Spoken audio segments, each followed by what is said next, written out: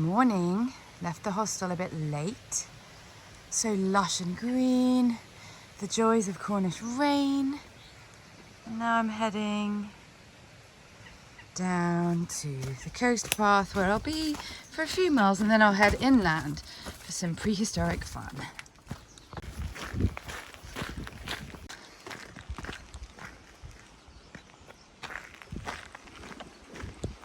I'm off to Zena today. The Mermaid of Zena, amazing village, great pub, the Tinner's Arms, and I'll be going on the coast for a bit, then hopping inland for some more ancient things. Ancient landscape this, wild and woolly and full of energy, mystical stuff, spirituality. I think whenever people live by huge natural forces, there are lots of different explanations and ways of rationalising how those amazing natural forces can have an effect on your life. You know, how do we appease the sea gods? How do we keep our people safe on the water while they're fishing? Bit of an allotment, lovely use of land in the valley, probably quite fertile land in the valley. And we got people here. Hello! To Porthleven! There's a great pasty shop in Porthleven called Anne's Pasties. It's my auntie's shop. She's very good at making pasties. How long are you here for? A week. 1 week. And the week is you go all the way around to Porthleven. There's so many wonderful things you're going to see. I'm so happy for you. It's going to be great. Have a lovely hike. Bye everyone. Bye. Bye-bye.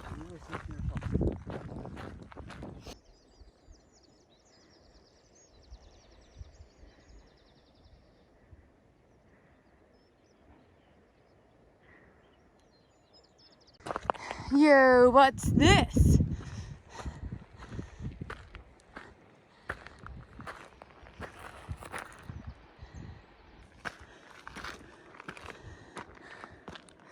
It's a big hole full of dog shit because people are assholes. There's another one. Defo mining.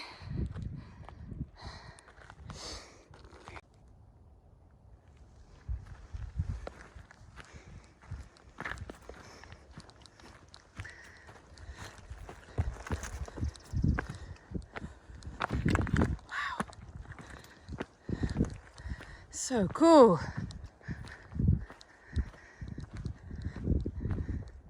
So I've passed a few cairns, piles of stones often used to mark the way, even on the AT when it was going over rocky ground or the little white flashes were hard to paint or see. People had sometimes put little cairns to show the way. But this is Balowald Barrow, which is more of a mound. It's not a cairn, and it's usually to mark a burial mound or burial chamber. And although it just looks like a pile of rocks, it's got some pretty cool energy, owned by the National Trust. I wonder if there's a plaque where we can learn a little bit more. So it's a Bronze Age burial mound, often built in striking locations like here over the sea to commemorate the dead. Excavated in the mid-1850s, and it was covered by mining debris and now preserved by the National Trust, which is fabulous. These amazing archaeological or historical monuments, if you like, are only a few feet off the coast path. But I definitely didn't know that was there when I hiked this in 2020. So cool to see it. I need to drink this Pellegrino.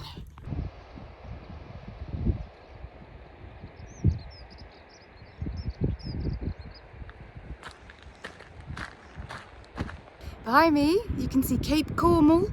It's a UNESCO World Heritage Site and part of Cornwall's mining heritage. And you can see a chimney on the top.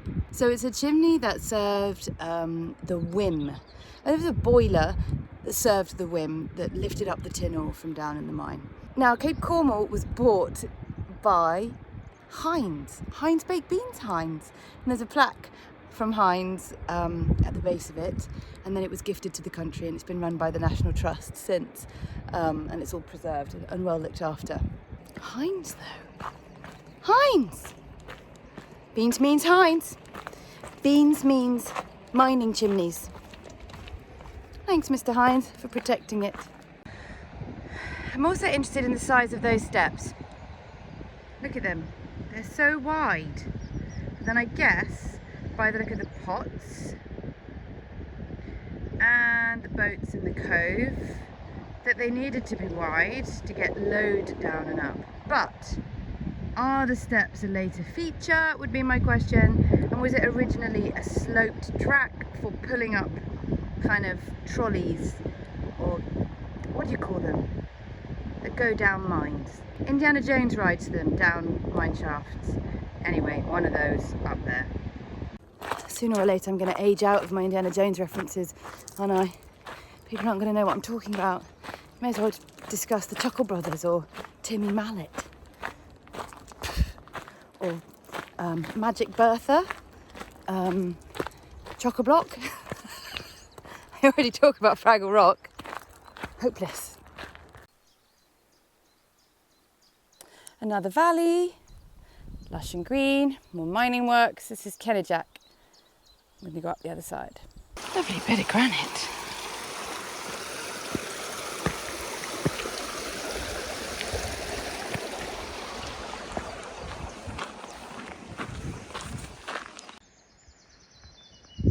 Love me some donkeys.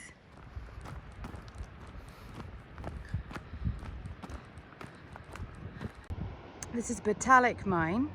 It's a submarine mine that goes like half a mile out to sea, the workings of it.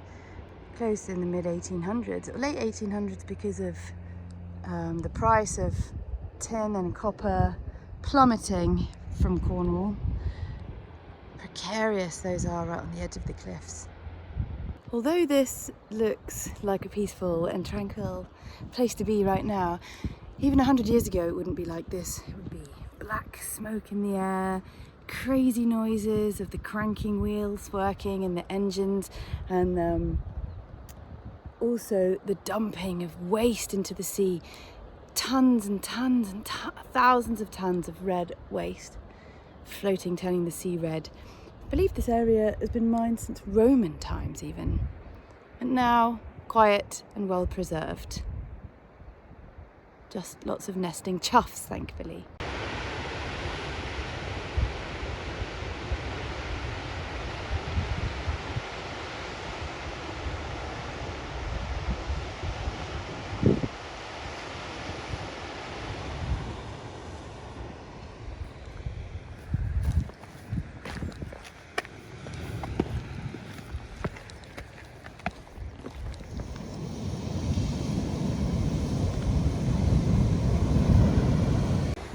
It's lovely seeing other through hikers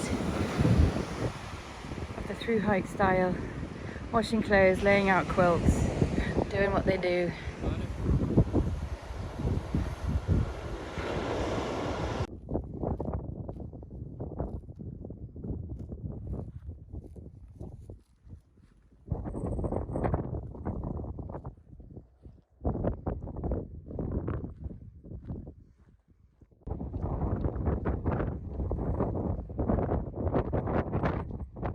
I'm at Buzigrin, which is stunning, but I'm gonna go meet my friend Rob's and get a ride back over to see my dog. All the places we have tried to stay have let us down. We had 2 places lined up, they've both, for different reasons, it's not possible, and campsites are all booked up. It's an ice food festival coming up this weekend. Lots of tourists are here, lots of the B&Bs are up for sale, a local hostel's up for sale, so there's really not very many places to stay. Could wild camp, but I try not to promote that because I don't think it's the right thing to do. It's just my personal perspective.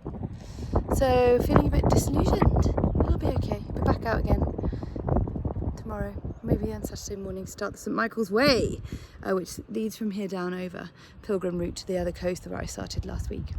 It's going to be gorgeous. So I'll leave you with some humbug cows and these beautiful views.